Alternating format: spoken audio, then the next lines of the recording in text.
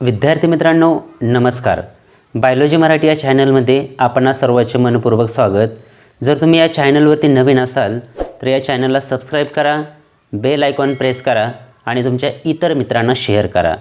तर आज आपण class 12th reproduction in a lower and higher animals या टॉपिकमधील मेल रिप्रोडक्टिव्ह सिस्टम याचा स्टडी करणार आहोत. तर आपण मागील लेक्चरमध्ये मेल रिप्रोडक्टिव्ह सिस्टममध्ये महत्त्वाचे 4 पार्ट्स असतात. त्यामध्ये नंबर 1 आहे टेस्टीज, नंबर 2 आहे accessory duct, number 3 accessory Gland आणि नंबर 4 एक्सटर्नल जिनेशिलिया. तर यापैकी आपण पहिला जो काही पार्ट आहे टेस्टीज याचा स्टडी आपण डिटेल्समध्ये केला होता. तर आजच्या लेक्चरमध्ये आपण ॲक्सेसरी डक्ट या पॉईंटचा किंवा हा जो काही पार्ट आहे याचा स्टडी आपण डिटेल्समध्ये करणार आहोत. तर इनिशियली जर आपण पाहायला गेलो तर ॲक्सेसरी डक्टमध्ये महत्त्वाचे काही पार्ट्स असतात.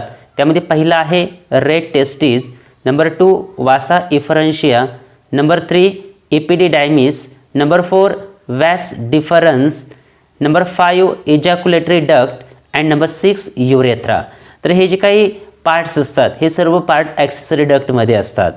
मीन्स आपण मागच्या लेक्चरमध्ये पाहिलं होतं की टेस्टीज जे असतात, टेस्टीज कंटेन काय असतात की ट्यूबुल्स प्रेझेंट असतात. म्हणजे टेस्टीजमध्ये 200 ते 300 टेस्टिक्युलर लोबुल्स प्रेझेंट असतात आणि एका लोबुल्समध्ये 1 to 4 highly coiled seminiferous tubule काय असतात की त्यामध्ये प्रेझेंट असतात. Means all the seminiferous tubule of the testes at the posterior surface form a network of tubules called red testes. म्हणजे जे काही सेमिनोफेरसमध्ये असणारे जे काही लोबुल्समध्ये असणारे सेमिनोफेरस ट्यूबुल्स असतात ते सेमिनोफेरस ट्यूबुल टेस्टीजच्या पोस्टेरियर सरफेसमध्ये काय करतात की एक स्ट्रेट पार्ट डेव्हलपमेंट करत असतात किंवा त्यालाच आपण posterior surface form a network of tubules, त्यालाच काय म्हटलं तर रेड टेस्टीज असं म्हटलं जातं.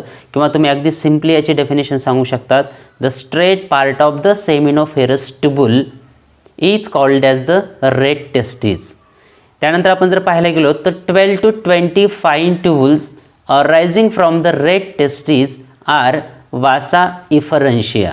म्हणजे रेड टेस्टीजलाच काय असतात की त्याच्या पुढे किंवा पुढच्या भागाला 12 to 20 फाईन ट्यूबुल्स काय असतात की प्रेझेंट असतात. त्यालाच वासा इफरन्शिया असं म्हटलं जातं. आणि या वासा इफरन्शियाचं एक महत्त्वाचं फंक्शन आहे, they carry the sperm from the testes and open into the epididymis. म्हणजे जे काही सेमिनोफेरसमध्ये किंवा टेस्टीजमध्ये असणारे जे काही स्पर्म्स असतात ते स्पर्म रेड टेस्टीजपासून इपिडिडायमिसपर्यंत कॅरी करण्याचं काम वासा इफरन्शिया करत असतात. It is the long and highly coiled tube which is differentiated into an upper capute, middle corpus and lower coda epididymis. त्यानंतर आपला जो काय नेक्स्ट पार्ट आहे तो कोणता आहे इपिडिडायमिस. तर हा इपिडिडायमिस काय असतात की त्याचे 3 पार्टमध्ये डिव्हायडेशन्स आहे.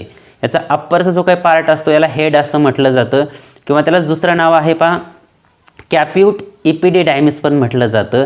आणि मिडलचा जो काय बॉडीचा पार्ट असतो त्याला कॉर्पस इपिडिडायमिस असं म्हटलं जातं. आणि इपिडिडायमिसचा जो काय टेलचा पार्ट असतो त्याला कोडा इपिडिडायमिस असं म्हटलं जातं. मग the sperms undergoes मॅच्युरेशन्स in a इपिडिडायमिस.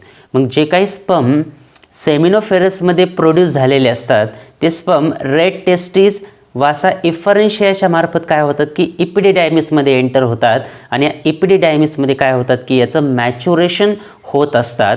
Posteriorly it leads into the vas deferens which travels up to the abdominal cavity and loops over the ureter to open into the urethra. यानंतर इपिडिडायमिसच्या टेलला काय असतात की वॅस difference present असतात. आणि जे काय वॅस deferens असतात it is partially present into the scrotum and partially present into the abdomen. म्हणजे हे काय असतात की त्याचा जो काही बेसचा जो काही पार्ट असतो वॅस डिफरन्सचा तो कसा असतो की हायली कॉइल्ड पार्ट असतो. म्हणजे ही जी काही असणारी वॅस डिफरन्स असतात up to the abdominal cavity and loops over the ureter. म्हणजे यापासून काय असतं की एपिडिडायमिसपासून इजॅक्युलेटरी डक्टपर्यंत काय असते की ही व्हॅस्ट डिफरन्स काय असते की प्रेझेंट असते. Before doing so it joins the duct of seminal vesicle to form the ejaculatory duct. मग ही जी काही व्हॅस्ट डिफरन्स असतात हे व्हॅस्ट डिफरन्स सेमिनल व्हेसिकलमध्ये ज्यावेळेस जॉईन होत असतात त्यावेळेस त्याला इजॅक्युलेटरी डक्ट असं म्हटलं जातं.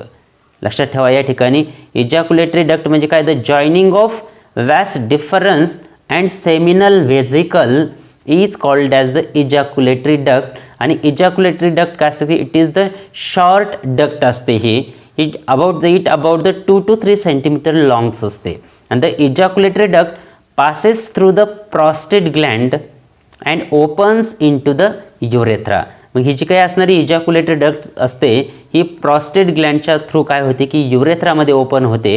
आणि the urethra provides a common passage for the urine and the semen and hence is also called the urinogenital duct. म्हणजे जे काही युरेथ्रा असतात युरेथ्राचे महत्त्वाचे 2 फंक्शन्स आहेत पहा. During urination it carry the urine and during the copulation it carry the semen. Means in males the urethra is long and extend through the penis. म्हणजे या ठिकाणी जर आपण पाहायला गेलो मेल्समध्ये जे काही युरेथ्रा असतात हे कसे असतात लॉंग्स असतात आणि it is extend through the penis and it opens to the outside by an openings called the urethral meatus or urethral orifices.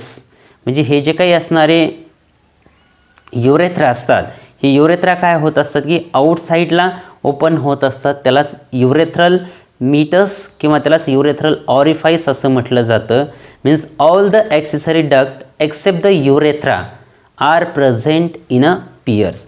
म्हणजे जेवढे काही ॲक्सेसरी डक्टमध्ये असणाऱ्या ग्लँड्स असतात किंवा जे काही डक्ट्स असतात ह्या सर्व डक्ट काय असतात की पियर्समध्ये असतात. परंतु युरेथ्रा जे असतात युरेथ्रा हे कसे असतात की सिंगल असतात. जर तुम्हाला या लेक्चरमध्ये जर काही सजेशन असतील तर तुम्ही कमेंट बॉक्समध्ये लिहू शकतात. आणि जर तुम्हाला हा व्हिडिओ आवडला असेल तर तुमच्या इतर मित्रांना शेअर करा आणि या चॅनलला सबस्क्राईब करा. Okay, thank you.